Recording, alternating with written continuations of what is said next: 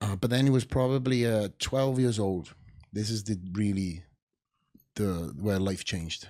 And there's a lot of stories I'll tell you where life kind of changed in different directions. But my auntie was a nurse in London. And she went and attended a seminar on Tom Platz. So nice. Tom Platz, you know, was very famous. Yeah. He's doing a media tour. And he came to the United Kingdom and he went to my auntie's, it was kind of like a nursing university.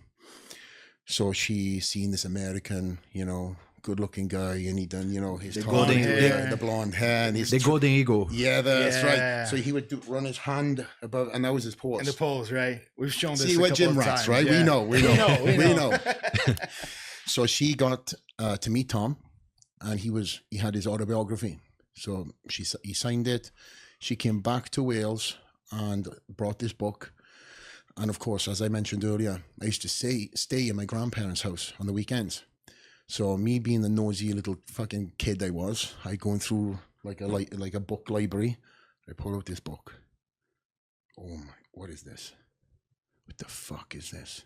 This guy with huge legs. Never seen anything like this. The best legs. Best legs. And it blew me, goosebumps. It blew my mind. So this book, of course, you know, like your guy out there, right? Yeah. And I brought this book home and I read it back to front every single night. I was like, okay, this is the first experience of me actually seeing anybody train. It wasn't in the flesh, it was in a book though. So I realized that, okay, this guy's got big legs and he's doing this. Didn't know what a squat was, but I seen it for the first time. So I was like, okay, my father has weights like this in the shed, in the wooden, like I don't know what it would be, the translation would be, but like a place where you put all like a deposit, garden like lawnmower. O rack para agachamento. Ele guardava como se fosse num depósito. Sim. Yeah, so I waited for my parents to leave to go out of the house one day, and I planned this moment. Planned it like a bank robbery. Yeah, like it was a criminal stuff, yes. Right? I went into the shed, broke the lock, right? My parents know the story now. And I pulled this weight out and I was like, oh shit, this is heavy. But I remember the old weeder weights, plastic coated. Yeah. Remember that? They probably still have some in the gyms, but the collars had rusted and they were just fixed.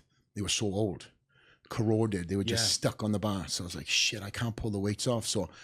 And in Wales, the house is on one level, and then you have steps that go up to the garden where all the grass is, where we used to kick the football and stuff like that, and that's where the shed was. So I had to get the weights out, and I go down, and then I was like, okay, shit, now it's down at the bottom. I got to go through the house, up the stairs to my bedroom. So I pull these weights up, or maybe it was like this, I can't remember, and I get to my bedroom just as my parents came home. And I threw this or rolled it under my bed. So again, it wasn't that night that I started, but I waited again for them to leave. And I remember putting vividly the bar on my bed. And I look at this book, okay, right, so this is on his back. So I back up to the bed, sit down on the floor, I put it on my back. Put on your back.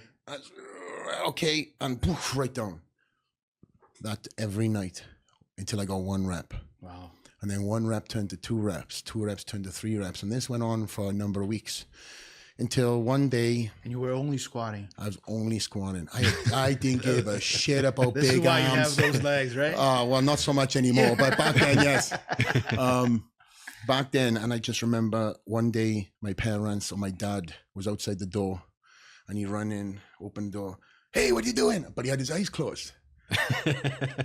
and now, like years later, I asked my dad why he thought he had his eyes closed, because he thought I was fucking cracking out. I was like, he said, what are you doing? He's like, oh, good, but you can't do that. But I'm glad you're not doing the other thing. Yeah. Right? Glad you're doing this. Right? So my mom and dad say, hey, you can't squat. You're 12 years old. You got to wait. So, of course, you know, in and out over years, but it was really 15 years old that I went to my first powerlifting gym. Okay. And I started powerlifting. But at that point in time, I started buying bodybuilding magazines. So Flex magazine would come out once a month. I remember the old Flex magazines. It was like this thick. Ones, right? And there was another magazine called The Beef.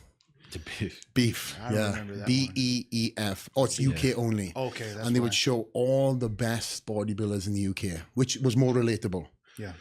And then I started seeing all the junior bodybuilders, all the guys under 21. Was it? And yeah, 20 under 21, not 21 and under. Excuse me. And I just remember thinking, oh, these guys are huge, 20 years old. And honestly, I would pick up the magazines just to see how big these young guys were.